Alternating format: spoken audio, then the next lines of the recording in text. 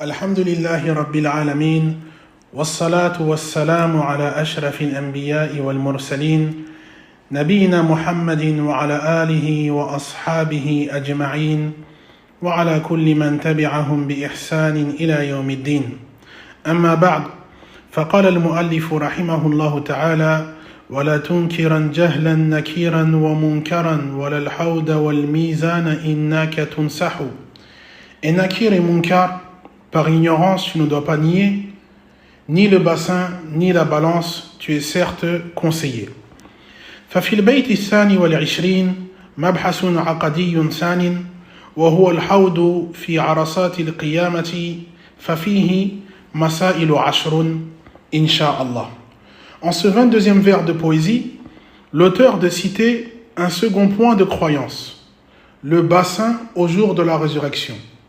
On citera donc 10 points à ce sujet, Inch'Allah. Al-mas'alatu al-oula, al-adillatu ala thubuti al-hawd. Premier point, preuve indiquant que le bassin est vérité. Ad-dalil al-awwal, al-ijma'. Première preuve, le consensus des savants. حيث أجمع علماء أهل السنة والجماعة على أن الحوض حقيقي مخلوق موجود الآن يكون في عرصات يوم القيامة للنبي صلى الله عليه وسلم. Les savants de la sunna sont unanimes à son sujet sur 4 choses. La première, le bassin est vérité. La seconde, le bassin est créé. La troisième, le bassin est actuellement présent. Il existe déjà. Et la quatrième, on retrouvera le bassin du prophète sallallahu alayhi wa sallam au jour de la résurrection. ففي حديث عقبة بن عامر رضي الله عنه الذي أخرجه الشيخان قال النبي صلى الله عليه وسلم إني والله لأنظر إلى حوض الآن. Donc selon Uqbat ibn Amir radiyallahu anhu, le prophète sallallahu alayhi wa sallam a dit: par Allah, je regarde actuellement mon bassin. Hadith rapporté par Al-Bukhari et Muslim. Ad-dalil al-thani, as-sunnah. Deuxième preuve, la sunnah. حيث وردت أحاديث كثيرة بثيرة بلغت حد التواتر. De nombreux hadiths ont été rapportés à ce sujet jusqu'à être considérés par les savants du hadith comme étant des ahadiths mutawatira. منها ما أخرجه الشيخان البخاري ومسلم من حديث أبي سعيد الخدري رضي الله عنه قال قال رسول الله صلى الله عليه وسلم أنا فرطكم على الحوض فمن ورده شرب منه ومن شرب منه لم يظمأ بعده أبدا. Al-Hadith. Et parmi ces nombreux hadiths, un hadith rapporté par Al-Bukhari et Muslim, selon Abu Sa'id al-Khudri, radiyallahu anhu, le messager d'Allah sallallahu alayhi wa sallam a dit: je serai le premier à arriver au bassin. Quiconque de ma communauté y parviendra, y buvra. Et celui qui y buvra n'aura plus jamais soif. Al-mas'alatu thaniya, hal warada dalilun lil hawdi fil Qur'an. Deuxième point, est-ce qu'on trouve une preuve dans le Coran au sujet du bassin? قال الله تعالى إنا أعطيناك الكوثر. Donc Allah dit dans Surat Al-Kawthar, Surat 108, verset 1, nous t'avons accordé Al-Kawthar. ففي معنى الكوثر عدة أقوال لدى المفسرين قرابة 20 قولا فدونكم ثلاثة منها. On retrouve quant à l'explication de Al-Kawthar de nombreuses paroles auprès des savants du tafsir. Une vingtaine de paroles. On en citera 3 insha'Allah ta'ala. Al-Qawl al-awwal Al-Khayr al-Kathir Qalahu ibn Abbas. Première parole, l'abondance de biens. Et ceci est notamment l'explication du compagnon Abdullah ibn Abbas. Al-Qawl al-Thani Nahrun fil Jannah. رواه أنس مرفوعا وهو مخرج في البخاري ورواه ابن عمر مرفوعا أخرجه الترمذي وابن ماجه والإمام أحمد وصححه الألباني. Deuxième parole, Al-Kawthar est un fleuve au paradis. Deux hadiths indiquent cela. Un premier hadith selon Anas, qu'il attribue au prophète sallallahu alayhi wa sallam, rapporté par Al-Bukhari, et un second hadith selon Abdullah ibn Umar, radiallahu anhuma, qu'il attribue aussi au prophète sallallahu alayhi wa sallam, hadith rapporté par At-Tirmidhi, Ibn Majah et l'imam Ahmed. Et ce hadith est jugé authentique par Cheikh Al-Albani.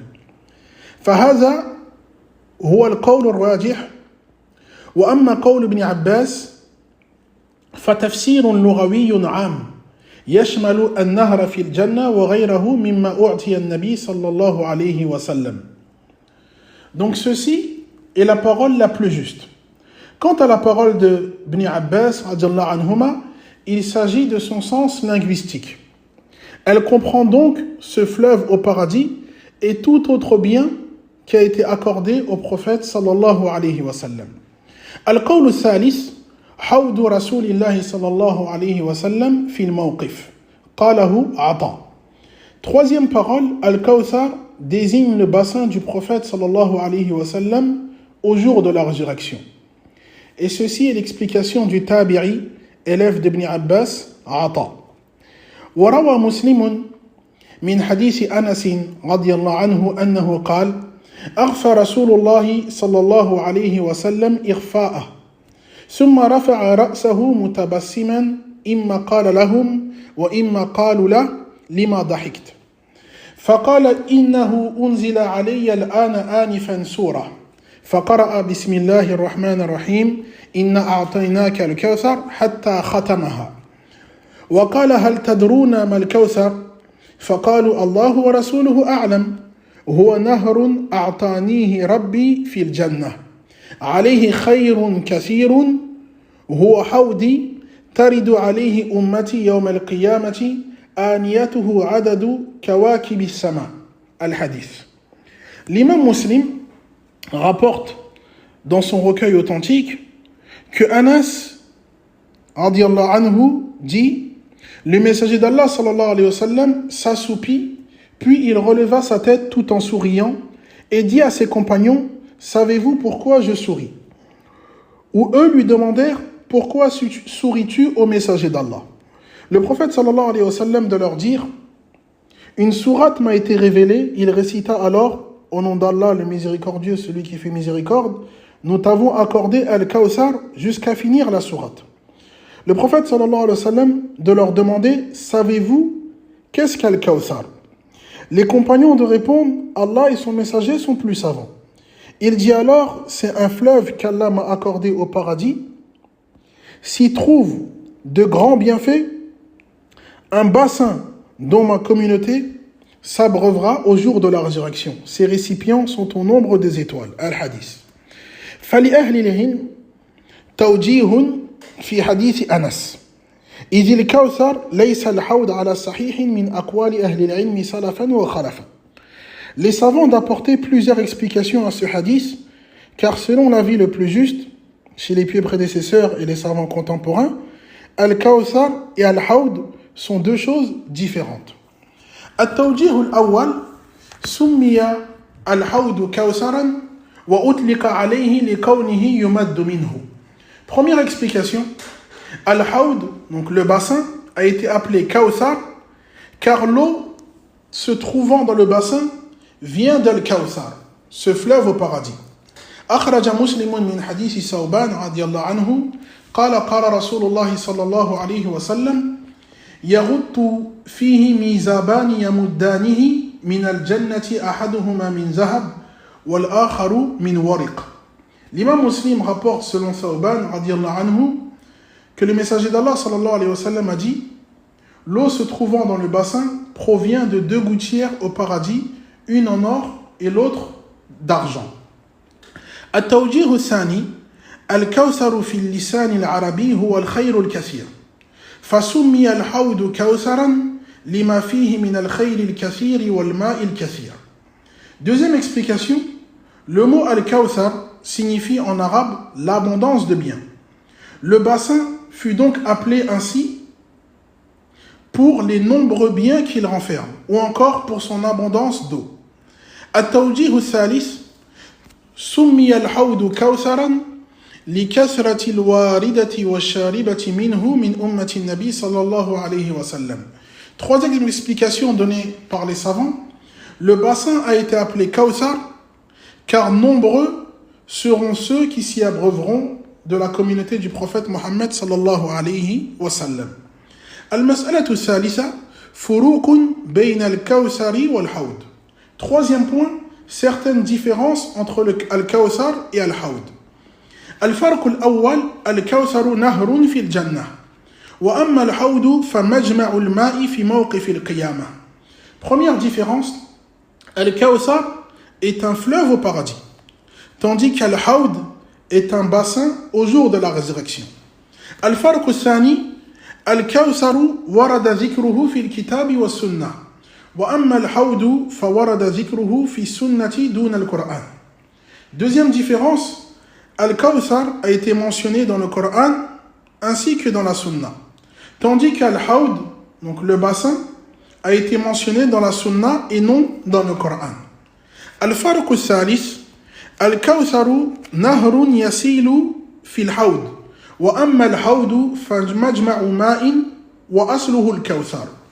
Troisième différence, Al-Kawthar est un fleuve qui coule, notamment dans le bassin, tandis que le bassin est un grand rassemblement d'eau qui a pour base et origine Al-Kawthar.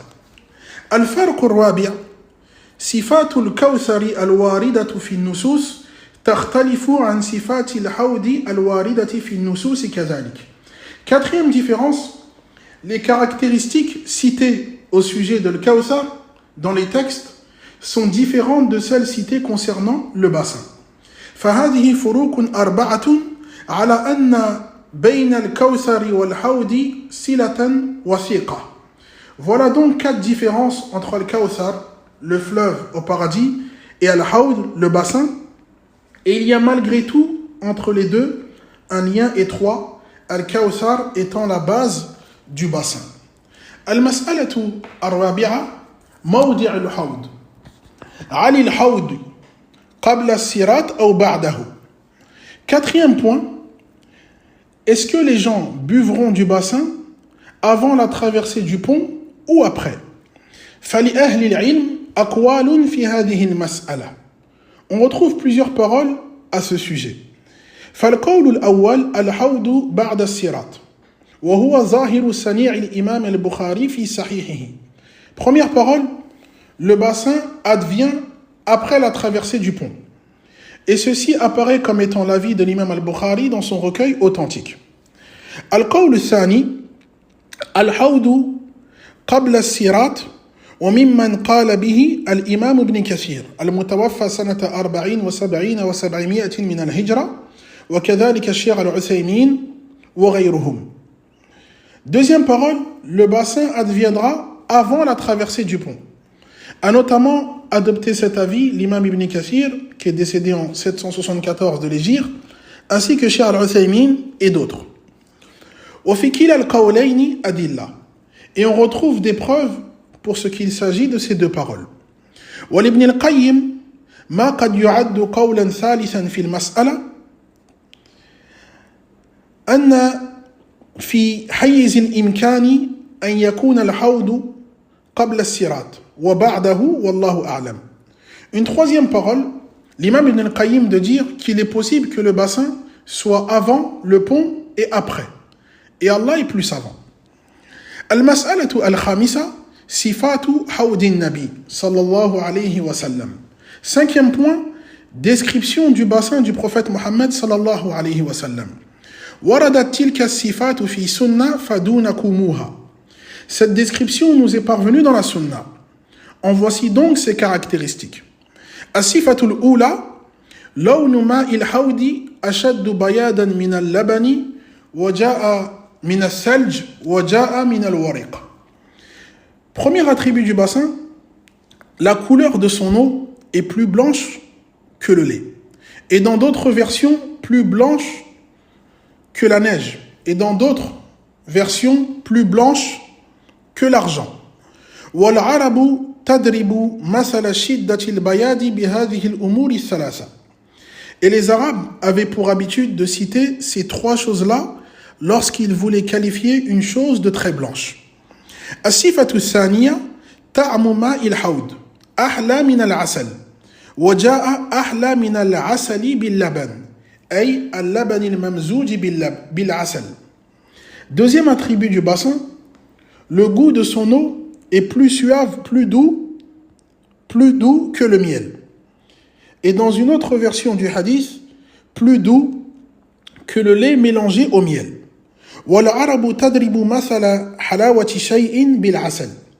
Et les Arabes avaient aussi pour habitude que de décrire une chose agréable et douce en la comparant au miel. فعلى كل امرئ لفهم ذي الأمثال فهما سديدا أن يعنى بتعلم اللسان العربي. Donc je fais une petite parenthèse en disant que quiconque souhaite comprendre ce genre de proverbe comme il convient se doit de fournir des efforts et d'accorder une attention particulière à l'apprentissage de la langue arabe. As-sifatu thalitha rihu ma'ihi atyabu min al-misk. Troisième attribut du bassin, l'odeur de son eau est meilleure que le parfum. Un nouveau proverbe lorsqu'on veut décrire une chose ayant une bonne odeur. As-sifatu rabi'a ma'uhu abradu min as-salj. Quatrième attribut, son eau est plus fraîche que la neige. Autre proverbe. Donc la neige aura été utilisée à deux reprises. La première pour décrire une eau d'une couleur très blanche et la seconde pour décrire la fraîcheur de l'eau. As-sifatul khamisa ma'uhu alyanu min az-zubd. Cinquième attribut, son eau est plus onctueuse que la crème. Fama'ul hawdi tayyibul lawni waz-zawqi war-ra'iha wa huwa baridun wa layyin. Donc l'eau du bassin est d'une belle couleur, de bon goût, elle possède une bonne odeur, elle est fraîche et onctueuse. As-sifatu sadisa man shariba minhu lam yazma ba'dahu abada. Sixième attribut, quiconque s'abreuve du bassin ne connaîtra plus la soif après cela. As-sifatu sabi'a man shariba minhu lam yaswadda wajhuhu abada. Septième attribut, ceux qui buvront du bassin auront après cela un visage à jamais resplendissant de toute beauté. Fahatani sifatani min athari shurbi minhu. Donc ces deux nouveaux attributs sont donc les bonnes conséquences pour qui aura bu de ce bassin. As-sifatu thamina yusabbu fihi mizabani min al-kawthar ahaduhuma min zahab wal akharu min fidda. Huitième attribut, l'eau versée dans le bassin provient de deux gouttières d'Al-Kawthar, donc ce fleuve au paradis. Une gouttière en or et la seconde faite d'argent. As-sifatu tasi'a aniyatuhu aktharu min adadi nujumi as-sama. Neuvième attribut, ces récipients sont plus nombreux que les étoiles. Fil laylatil muzlimatil mushiya. Lors d'une nuit sombre avec un ciel dégagé. À rappeler qu'à ce moment-là, on voit parfaitement les étoiles. وفي الحديث هذا ثلاث فوائد مستنبطة. وفي الحديث هذا ثلاث فوائد مستنبطة. Donc les savants ont notamment tiré de ce hadith trois fawaïd, trois bénéfices. الفائدة الأولى آنية الحوض من أواني الجنة. Première faïda, les récipients du bassin sont des récipients du paradis. الفائدة الثانية الصحيح أن هذا العدد للآنية على ظاهره فهي أكثر عددا من نجوم السماء. Deuxième faïda, selon l'avis le plus juste des savants, le nombre des récipients est bien plus conséquent que le nombre d'étoiles dans le ciel et il ne s'agit en rien d'une métaphore. الفائدة الثالثة شبهت الآنية بالنجوم من حيث اللمعان فهي كالنجوم جمالا ولمعانا وضياء. Troisième faïda, ces récipients ont été comparés aux étoiles. Ils seront donc semblables aux étoiles de par leur beauté et leur éclat. وعلى هذا لم يثبت أن الشرب يكون من يد النبي صلى الله عليه وسلم. On clôturera cet attribut par dire que certains, qui n'est donc pas mentionné de manière authentique, que certains buvront du bassin à partir de la main du prophète Mohammed sallallahu alayhi wa sallam. Asifatu al-ashira, tulul hawdi wa arduhu sawa. 10e attribut, la longueur du bassin et sa largeur sont équivalentes. واختلفت الروايات في تحديد مسافة الحوض. Et on retrouve des versions de hadiths différentes quant à leur distance véritable. فجاء في حديث أبي هريرة وحذيفة رضي الله عنهم أبعد من أيلة من عدن. Un premier hadith, une distance plus lointaine qu'il y a entre la ville de Ayla à Aden au Yémen. ومدينة أيلة جاءت في عدة أحاديث ويقال لها اليوم العقبة وهي في الأردن. Quant à la ville de Ayla, elle a été citée dans plus d'un hadith. Cette ville est aujourd'hui appelée Al-Aqaba et elle se trouve en Jordanie. Hadith ثانٍ في رواية أبي ذر ما بين عمان إلى أيلة. Un deuxième hadith, la distance du bassin équivaut à une distance équivalente entre Oman et Ayla. حديث ثالث في رواية أنس حودي كما بين أيلة وصنعاء. Un troisième hadith, une distance séparant la ville de Ayla à Sana'a, qui est aujourd'hui la capitale du Yémen. حديث رابع في رواية عقبة بن عامر إن عرضه كما بين أيلة إلى الجحفة. Un quatrième hadith, sa largeur a une distance séparant la ville de Ayla, donc aujourd'hui Al-Aqaba, à la ville de Juhfa, qui se trouve aujourd'hui en Arabie Saoudite. Hadith khamis fi riwayati Anas fi lafz kama bayna Sana'a wal Madina. Dans un cinquième hadith, une distance séparant Sana'a, donc capitale du Yémen, aujourd'hui, à la ville de Médine. Hadith sadis fi riwayati Abdullah ibn Umar radiyallahu anhuma inna amamakum hawdan kama bayna Jarba'a wa Azruh ila ghayri dhalika min ar-riwayat. Un sixième hadith, une distance séparant les villes de Azruh et Jarba, deux villes se trouvant actuellement en Jordanie. Et on retrouve d'autres versions à ce sujet. فقد ذكر ابن حجر المتوفى سنة 52 و800 من الهجرة أن هذا الاختلاف في تحديد المسافة على 3 أوجه. Donc Ibn Hajar, qui est décédé en 852 de l'Hégire, a divisé ces différentes versions concernant la distance du bassin en 3 catégories. Al-awwal anna ba'da ar-riwayat taduru ala nahwi shahrin min al-masafati aw tazidu aw tanqus. Première catégorie, une distance d'un mois de marche, un peu plus ou un peu moins. Al-thani anna ba'da ar-riwayat tarji'u ila nisfi shahrin aw tazidu qalilan aw tanqus. Deuxième catégorie de hadith, donc c'est une distance de 15 jours de marche, un peu plus ou un peu moins. الثالث جاء في رواية تقدير ذلك بثلاثة أيام تقريبا.